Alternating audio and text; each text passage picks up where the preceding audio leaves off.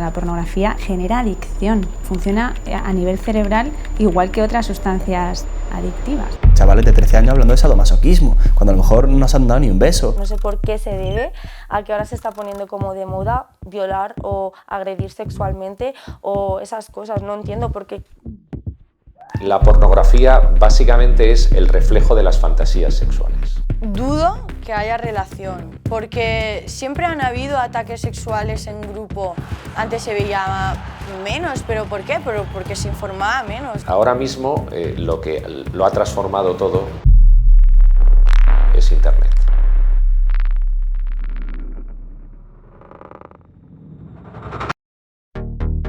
El 7 de julio de 2016, una chica de 18 años fue violada en Pamplona por 5 hombres. Desde ese momento, como una especie de efecto contagio, las agresiones sexuales en grupo no han dejado de crecer. O esa es la percepción que tiene la sociedad. Para explicar este fenómeno, algunos expertos ponen el foco en la pornografía. ¿Es el porno el culpable de la proliferación de manadas? Parece un fenómeno creciente, porque, podríamos tener información sobre esto hace unos años y no la tenemos, y no porque no tuviésemos recursos para tenerla. Yo creo que es un fenómeno creciente. No sé si sería el único factor, ¿no? Pero sin duda es un factor que influye. José Ángel Prenda, Alfonso Jesús Cabezuelo, Antonio Manuel Guerrero, Jesús Escudero y Ángel Boza componen la denominada Manada de Pamplona, la original, la que ha dado nombre al resto. Fueron ellos mismos los que se bautizaron así en el grupo de WhatsApp en el que idearon y compartieron los vídeos de sus agresiones sexuales. También la que perpetraron en Pozo Blanco. Después vino la Manada de Cullera, de Bilbao, de Sabadell, de Azuqueca de Henares, las 2 de Manresa. Y así, hasta casi 200 agresiones sexuales desde 2016. Estos son solo los casos publicados por los medios de comunicación, datos que recopila el portal feminicidio.net bajo el título de Geoviolencia sexual. Hay que sumar los que no trascienden y los que no se denuncian.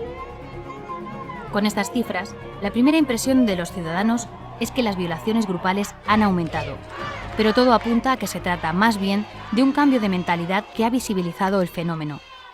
Las víctimas se sienten más arropadas socialmente, en parte por las diversas iniciativas del movimiento feminista, y eso las ayuda a vencer la vergüenza, la culpa y el miedo propios de este tipo de agresiones. Creo que esto ha existido siempre, solo que ahora es más visible y ahora se denuncia más. Por una sensibilidad, por el cambio social que ha habido, en fin, porque las víctimas se sienten más respaldadas, etcétera, etcétera. Yo creo que esto ha existido siempre. Sin embargo, las estadísticas sobre esta cuestión no son fiables. Los datos que maneja el Ministerio del Interior se basan únicamente en las denuncias, y aunque cada vez hay más, según los expertos, solo conocemos en torno a un 20% de los casos que se producen. Así pues, aunque no es descartable, no hay datos objetivos para asegurar que se cometen más delitos sexuales. Mucho menos en el caso de las agresiones grupales, ya que en las estadísticas oficiales no se distingue si los actos los comete una persona o varias. Dentro del colectivo de los delincuentes sexuales se pueden hacer 2 grandes distinciones: aquellos que tienen un trastorno parafílico y los que no tienen una patología, sino que están condicionados por su personalidad y su entorno sociocultural. Las parafilias son gente que tienen un cerebro que cuando llegan a la adolescencia la pulsión sexual tiene una intensidad muy superior a la que tiene la mayor parte de la población. Están dedicando como mucho tiempo a fantasear sexualmente con los contenidos de ese tipo y finalmente, tienen que hacer cada vez más esfuerzos para contenerse y no lo hacen, entonces cometen el delito sexual. Los violadores en serie tienen este perfil. Y luego, por otro lado, están los que no tienen ninguna patología, no tienen una parafilia, no tienen ese deseo intenso, persistente, continuado que les lleva a cometer el delito, sino que es gente que tiene una personalidad machista, tiene una frialdad, tiene rasgos psicopáticos y están en un entorno sociocultural donde se favorece eso, ¿no? Y eso se ha visto en algunas manadas, ¿no? Yo creo que en el tema de las manadas, sin perjuicio de que pueda haber alguno que tenga un trastorno parafílico, pues hay una dinámica de grupo, hay un líder, alguien que lleva a los otros a hacer esto de alguna manera y tal, y entonces pues ahí habría que interpretarlo. Pero entonces, ¿qué rasgos presentan las famosas manadas? ¿Qué que caracteriza a este tipo de agresores sexuales. Aunque a menudo pertenecen a entornos marginales y en exclusión social, también encontramos personas bien situadas y con trabajo, como en el caso de la manada de Pamplona. Evidentemente, si en los que están en exclusión social pues son de colectivos desfavorecidos, inmigrantes, etcétera, etcétera, pues entonces hay una tendencia como a interpretar como que la inmigración se correlaciona con esto, cuando yo creo que, hombre, que es una conclusión demasiado aventurada, ¿no? Yo creo que ahí entra, por un lado, desviaciones sexuales, por otro lado, educación y por otro lado, dinámica de grupo, ¿no? Cómo los iguales influyen en la conducta delictiva. Si tienes amigos delincuentes, pues es más probable que termines cometiendo un delito como tus amigos. Si tienes un grupo de amigos que son delincuentes sexuales, pues también es más probable que termines cometiendo un delito sexual, ¿no? Porque te parece algo natural, porque hay una tendencia a naturalizar la conducta delictiva que estás viendo alrededor. A mí lo que me llama la atención es que el hecho de que graben una agresión sexual lo que revela es el sentimiento de impunidad con la que están actuando. Entonces, yo creo que la reflexión que surge de todo esto es que esta gente ni se plantea que eso sea un delito. Es decir, hay violadores que saben que violan y que están cometiendo un delito, pero en las manadas, por la dinámica que se produce de refuerzo de unos a otros y por otras consideraciones, lo cierto es que no piensan que estén cometiendo un delito. Eso es lo verdaderamente sorprendente. Un líder, una dinámica de grupo, un sentimiento de impunidad y las redes, que lo han cambiado todo. El hecho de que esté en internet y de que haya estos vídeos se difundan mucho también entre grupos de WhatsApp, de amigos, colegas, esto hace en cierta medida que se haya convertido como en algo heroico, ¿no? Es la sensación que a mí me da, que parece que mola el poder hacer una manada, que parece que es algo a lo que hay que llegar para conseguir cierta valía social, cierta valía personal, incluso cierta valía masculina. Se está consumando una violación y hay alguien que desenfunda un móvil y empieza a grabar. Entonces, oye, qué bien, qué divertido, qué tal, jají, jaja, te lo paso por el grupo de WhatsApp, o sea, es verdaderamente sorprendente. El delincuente que comete un robo procura que no quede rastro, que no se le identifique, pero es que estos quieren que se les vea. La pornografía básicamente es el reflejo de las fantasías sexuales.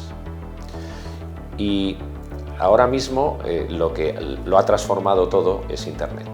La gente en redes sociales interactúa un poco diferente que cara a cara, ¿no?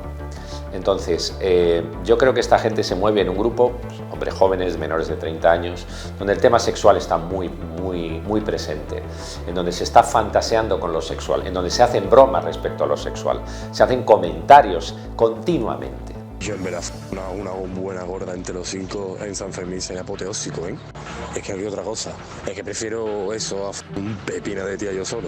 Los expertos advierten que Internet y las redes sociales se han convertido en las principales fuentes de educación sexual. Y a menudo no hace falta ni buscar la información, salta en ventanas emergentes. Hasta hace muy poco no nos daban respuesta ni en casa ni en el instituto, pero ni porque nuestros propios padres lo han recibido. O sea, que es que no estamos educados en ese sentido. Los padres no saben cómo hacerlo. Es un tema que genera mucho apuro, entonces también en los tiempos cambian muchísimo. Entonces la realidad que tienen los jóvenes ahora, pues a los padres les asusta y no saben manejarlo. Entonces, pues claro, buscas las respuestas fuera. Pero es que en Internet solo con poner una pregunta, a lo mejor incluso bien expresada, una cuestión sobre sexualidad, lo primero que te va a saltar es pornografía. Entonces es facilísimo, porque incluso sin buscar tú esas palabras ya te van a saltar ventanas emergentes, a lo mejor relacionadas con otra cosa, ¿no? Los profesionales reclaman más educación sexual en casa, porque sin adultos de referencia que resuelvan dudas, los hijos las van a buscar en Internet y lo que encuentren en el porno va a configurar su idea del sexo. La edad de acceso a estos contenidos en España ha bajado a los 8 años. Yo creo que esto tiene que empezar en casa, pero no con 15 años, ni 14, ni 13, sino desde el principio. O sea, que tú vayas pudiendo hablar con tus hijos de la sexualidad, pues de forma adecuada a su edad, ¿no? Dándole la información en función de la edad que tenga, pero desde el principio. Por ver un vídeo pornográfico no me voy a volver un agresor, eso creo que todos lo tenemos claro. Pero si yo todos los días leo un periódico deportivo, aprenderé sobre deporte. Si yo todos los días leo sobre ciencia, aprenderé de ciencia. Si yo todos los días me masturbo y me excito con pornografía agresiva, pues la agresividad es algo que iré interiorizando. Es, en cierta manera, un producto que irá configurando la realidad que yo tengo. Recuerdo el mes pasado que fui a una charla con adolescentes y me decía un chaval de 14 años años. Es que en el porno parece que tú puedes ir en un taxi y tienes relaciones sexuales, te montas en un ascensor y puedes tener relaciones sexuales. Y yo decía, joder, es que es verdad, es que es el mensaje que nos está mandando. Y claro, uno dice, no, pero es ficción, tú ves una película de riesgo y sabes que no es la realidad. Ya, pero el adolescente no tiene por qué saberlo y no tiene otro modelo sano. A los expertos les preocupa la edad de inicio tan temprana a la pornografía, pero también la adicción que el porno genera en sus consumidores y los efectos en los comportamientos sexuales, en los que se asumen más prácticas de riesgo. Son algunas de las conclusiones de diversos estudios internacionales, entre ellos uno desarrollado en la Universidad de Islas Baleares. Se incrementa especialmente el sexo sin preservativo. Se incrementa el intento de sexo en grupo. Genera adicción, funciona a nivel cerebral igual que otras sustancias adictivas. Sí está generando pues unos mecanismos a nivel cerebral que lo que hacen es que tú necesites consumir cada vez más pornografía y además contenidos más fuertes, porque lo que te producía excitación en un primer momento deja de producírtelo, deja de ser suficientemente fuerte. Eso puede ocurrir a edades tempranas, que obviamente es mucho más perjudicial, porque si tú no tienes conocimiento de lo que es la sexualidad y tu primer contacto es pues para empezar estás obteniendo una visión muy poco real de lo que es la sexualidad, ¿no? Porque al final estos son fantasías, por llamarlo de alguna manera, que nada tienen que ver con la realidad. Es algo que yo veo en los propios talleres con adolescentes, chavales de 13 años hablando de sadomasoquismo, cuando a lo mejor no se han dado ni un beso con una chica, ¿no? Entonces eso te hace replantearte y por eso te digo, yo no creo que haya únicamente que culpar a la pornografía, pero sí que hay que tener en cuenta que es una variable muy potente, que está asociada a la sexualidad, que tiene una capacidad y un potencial también de aprendizaje asociado a la excitación, que eso no es a lo mejor igual que otras, pues como el cine o como otras industrias, sino que tiene ese potencial muy potente de la propia sexualidad. Además de que los contenidos son cada vez más violentos, el papel de la mujer es el de mero objeto de placer del hombre, una cosa a la que se pueden realizar todo tipo de prácticas agresivas sin su consentimiento. La pornografía mainstream está cargada de agresiones, está cargada de falta de consentimiento, está cargada de machismo, está cargada del sometimiento de la mujer como algo bueno y válido, como algo asociado al placer, como si es a lo que tuviera que alcanzar, ¿no? A lo que tuviera que llegar para realmente ser una persona válida sexualmente, para ser un buen tío en la cama, ¿no? Para ser más macho, más viril, necesito perpetuar este rol de agresor, que es lo que llevamos intentando luchar durante un montón de años, ¿no? Un dato importante aquí es que ella, en estos vídeos, no reacciona como reaccionaría una víctima en la vida real, sino que o bien no se expresa o incluso expresa placer ante actos que son totalmente pues, denigrantes, vejatorios, o sea, y ahí está ella, ¿no? Pues respondiendo como incluso aceptándolo y respondiendo con placer. Entonces, claro, esto es muy peligroso porque tú el mensaje que estás mandando es que una mujer disfruta haciendo esto, incluso que lo consiente. Sí, es un poco machista porque está enfocado casi siempre a las fantasías del hombre y es lo que se ha visto hasta ahora.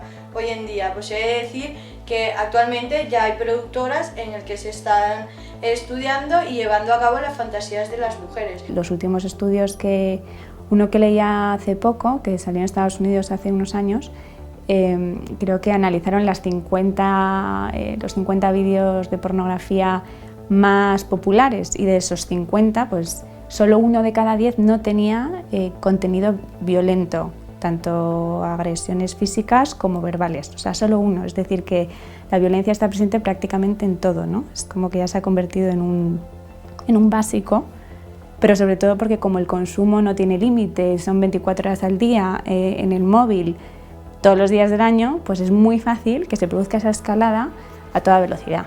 Aunque algunas voces dentro del porno denuncian una especie de campaña contra la pornografía con el objetivo de prohibirla, parte de la industria hace autocrítica, especialmente hacia ciertos contenidos en abierto. Plantean incluso controles para la industria del porno, pero dejan claro que la responsabilidad última es del ámbito familiar y de la sociedad en su conjunto.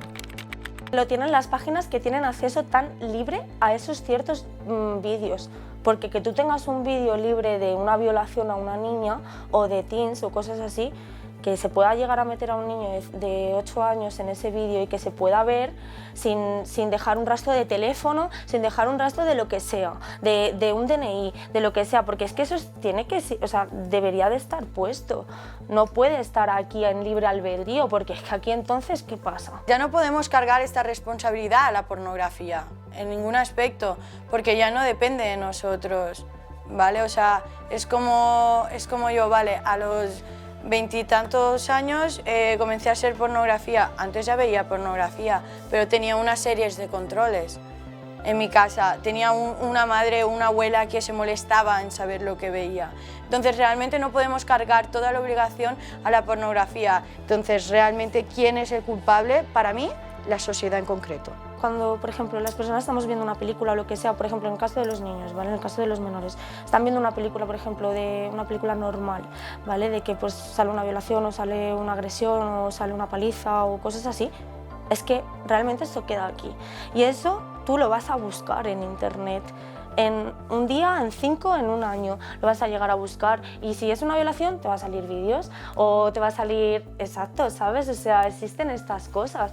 Entonces ya en cierta parte se alimenta o sea, lo que alimenta esto es la publicidad televisiva y tanto internet. Entonces, ¿se puede afirmar que el porno genera manadas? ¿Es el único responsable de las agresiones sexuales en grupo? Realmente dudo que haya relación, porque siempre han habido ataques sexuales en grupo. Antes se veía menos, ¿pero por qué? Porque se informaba menos. Yo no diría, o no me atrevería a afirmar, que la pornografía causa manadas. Sin embargo, creo que sí las normaliza, que sí banaliza la agresión y trata de forma superficial lo que es la relación humana y personal, ¿no? La cuestión de si la pornografía incentiva la violencia sexual es un tema muy controvertido. La semilla del problema la ha puesto la pornografía, evidentemente, ¿no? Entonces, claro, aquí entramos con el problema de qué hacer frente a eso. Entonces ahora con Internet es muy complicado. Pero incluso aunque no existiera Internet y se pudieran poner límites, resulta también bastante complicado decir qué cosa es, qué cosa no es, qué cosa es aceptable, qué cosa no es aceptable. Debería ponerse cierto límite a lo que es la pornografía con conducta agresiva importante. Yo creo que eso habría que pararlo de alguna manera. Es difícil decir si en un caso concreto el desencadenante de una violación en grupo ha sido el consumo de pornografía. O sea, esa causa-efecto no sé hasta qué punto se puede hacer, pero yo estoy convencida, y por los estudios además que han salido, que ya son muy numerosos, es un factor. Yo pienso que no debería de haber relación, no debería, pero la tiene. Pues igual que cualquier persona está viendo una película normal, vuelvo a repetir, y está viendo un asesinato, no significa que tú tengas que salir de tu casa y matar al primero que se te cruce. O sea, es que es eso. Entonces, no podemos culpar a nadie sino a uno mismo. Cada persona es consecuente de sus actos, cada acto tiene una consecuencia tanto para bien como para mal.